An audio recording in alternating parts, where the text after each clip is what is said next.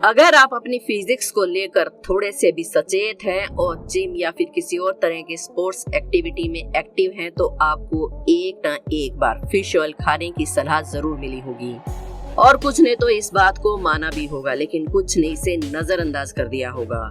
लेकिन क्या आपको सच में फिश ऑयल खाने के फायदों के बारे में पता है? साथ ही क्या आप जानते हैं कि इसका ओवरडोज भी आपके लिए खतरनाक हो सकता है? अगर आपको फिश ऑयल के बारे में ज्यादा कुछ नहीं पता है तो हमारे साथ बने रहिए वीडियो के अंत तक। और अगर अभी तक आपने हमारे चैनल अनोखी दुनिया को सब्सक्राइब नहीं किया है तो जल्दी से कर लीजिए और बेल आइकन को प्रेस करना बिल्कुल ना भूलें। आज की वीडियो में हम आपको बताएंगे कि फिश ऑयल के फायदे क्या हैं और साथ ही नुकसान भी बताएंगे, और ये भी बताएंगे कि फिश ऑयल कैप्सूल को तैयार कैसे किया जाता है। तो चलिए शुरू करते हैं जल्दी से आज का वीडियो।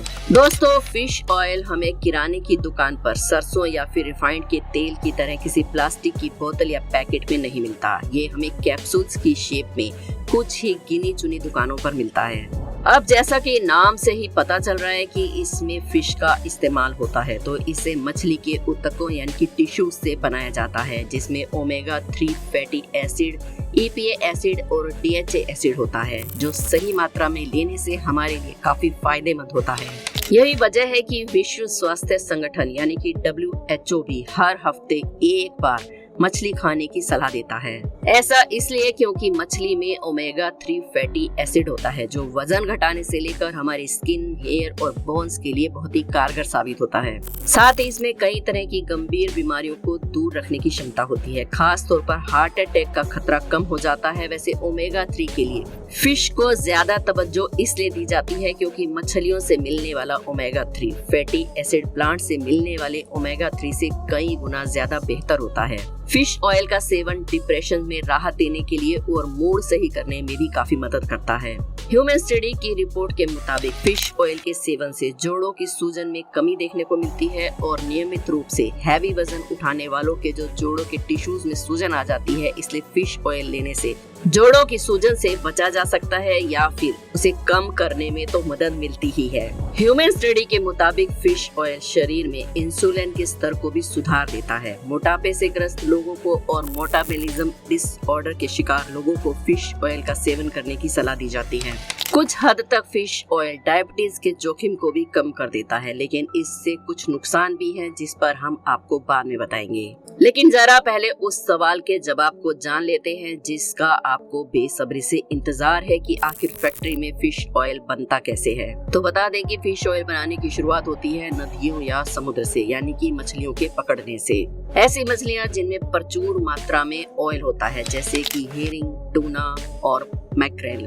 फिश ऑयल बनाने वाली कंपनियां सबसे पहले मछुआरों से इन मछलियों को खरीदते हैं, जिन्हें बड़े बड़े ट्रक के जरिए एक डिसेंट टेम्परेचर पर रखकर, जिससे कि मछलियां खराब ना हो, फैक्ट्री तक लाया जाता है।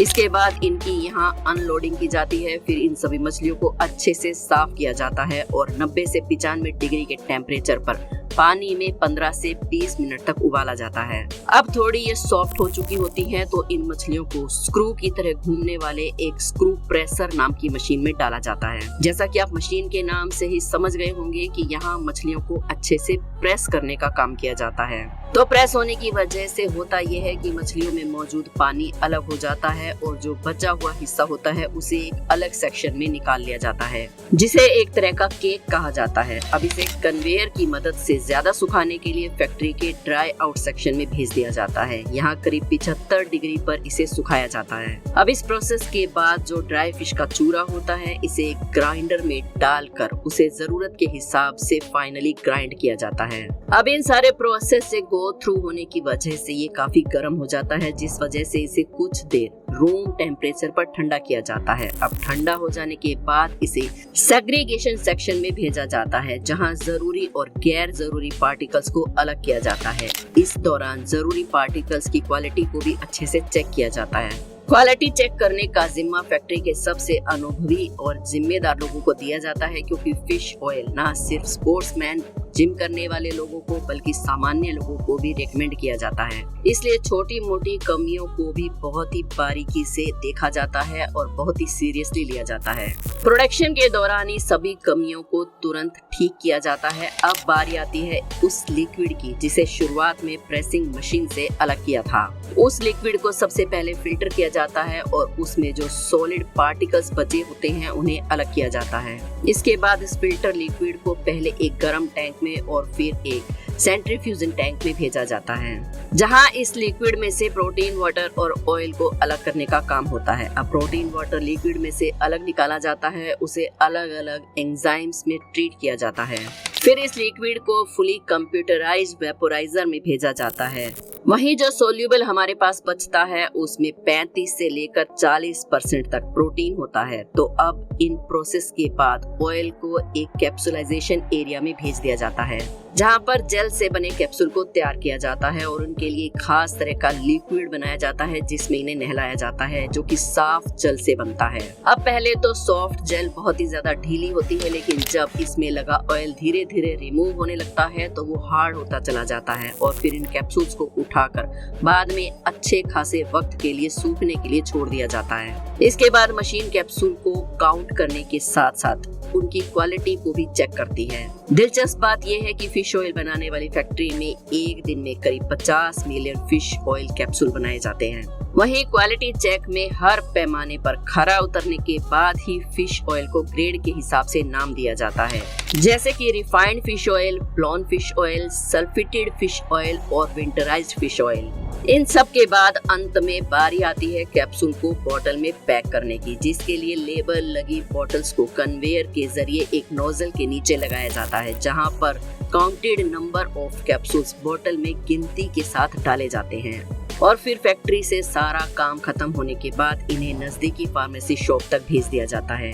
जैसा कि हमने आपको शुरुआत में ही बताया था कि फिश ऑयल जितना हमारी बॉडी के लिए अच्छा है उतना ही नुकसान भी कर सकता है। तो आइए अब जान लेते हैं कि इसके नुकसान क्या हो सकते हैं। वैसे तो एक नॉर्मल ह्यूमन बॉडी के लिए 250 से लेकर 500 mg के बीच का फिश ऑयल कैप्सूल खाने की सलाह दी जाती है, लेकिन अगर आप इसके फायदों से इम्प्रेस होकर इसे जरूरत से ज्यादा कंज्यूम करते हैं तो आपको इसके दुष्परिणाम भी झेलने पड़ सकते हैं, जैसे कि नाक से खून आना, शरीर पर रैशेज हो जाना, डायरिया, बदहजमी या फिर उल्टी की शिकायत होना। अगर आप फिश का सेवन करते हैं तो आपको फिश ऑयल सप्लीमेंट लेने की जरूरत नहीं है, क्योंकि आपकी बॉडी में ऑटोमेटिकली सफिशिएंट फिश ऑयल जा रहा है। लेकिन अगर आप फिश का सेवन नहीं करते हैं तो आप इसे अपनी रोजाना की डोज में शामिल कर सकते हैं। आपको हर रोज दिन में कितनी मात्रा में फिश ऑयल लेना है और कितनी बार लेना है, इसके लिए अपने डॉक्टर से सलाह जरूर ले लें। हम आपको फिर से हिदायत देते हैं कि आप अपने डॉक्टर से पूछे बिना खुद ही फिश ऑयल कैप्सूल्स लेना ना शुरू कर दें। अपने डॉक्टर की सलाह जरूर लें ताकि ये हेल्दी चीज आपके लिए अनहेल्दी साबित ना हो। तो चलिए दोस्तों, how fish oil is made in factory, ये तो आप जान ही चुके हैं। इसके बेनिफिट्स और नुकसान भी अब आपको पता है। वीडियो आपको कैसी लगी हमें जरूर बताइएगा। वीडियो को एक लाइक जरूर करें और शेयर जरूर कर दें अपने फ्रेंड्स के साथ, ताकि वो भी इस चीज का फायदा उठा सकें। हमारे चैनल अनोखी दुनिया को सब्सक्राइब करके बेल आइकन को जरूर प्रेस कर लें, ताकि आपको इसी तरह की इंटरेस्टिंग और नॉलेजेबल वीडियो आगे भी मिलती रहे। कल फिर मिलेंगे एक और वीडियो में। स्वस्थ रहिए, मस्त रहिए। धन्यवाद।